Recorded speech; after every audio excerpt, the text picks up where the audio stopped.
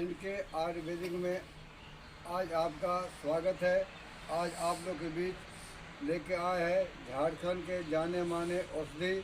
इसको हम लोग बोलते हैं जंगली बैगन। जंगली बैगन ये 5 से 6 फीट की ऊंचाई होता है।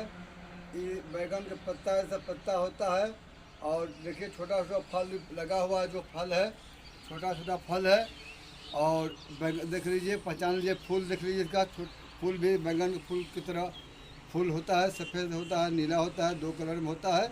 अभी सफ़ेद फूल वाला हमारे पास मिला है, अवेलेबल आप लोग को दिखा रहे हैं, दे रहे हैं। अब देखिए ये फल है, छोटा छोटा बैगन की तरह फल फूलता है।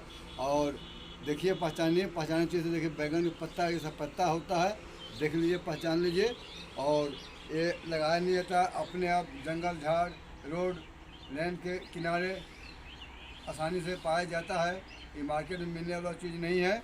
और आज अभी आप लोग के जाड़े के मौसम में, ठंडा में बूढ़ा बुजुर्ग को लेके नुस्खा आप लोग को हम दे रहे हैं। सजीवन बूटी से कम नहीं है इसका उपयोग, इसका प्रयोग।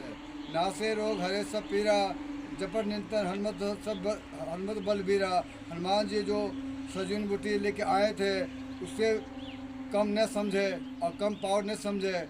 इसके लिए बहुत ही पावरफुल आप लोग के सामने झारखंड के माने जाने औषधि टार बैगन, जंगली बैगन के नामों से हम लोग जानते हैं। आप लोग इसको किस नाम से जानते हैं कमेंट करके हमको और बताइएगा कि जनता को जहाँ तक इसका फ़ायदा पहुँच सके और फ़ायदा मिल सके। तो देखिए ये जाने माने औषधि है, पहचान लीजिए, देख लीजिए। इसको करना क्या है, आपको बूढ़ा बुजुर्ग को खांसी हो, दमा हो, सर्दी हो, किसी तरह के गला में तकलीफ़ हो, इसमें इसको तोड़ ले। तोड़ने के बाद इसके अंदर बीज निकलता है, थोड़ा बीज होता है, बीज को निकाल दे। निकालने के बाद घी के साथ में भूंज कर 4-5 दिन खाने से सर्दी, जुकाम, खांसी, दमा ठीक करता है।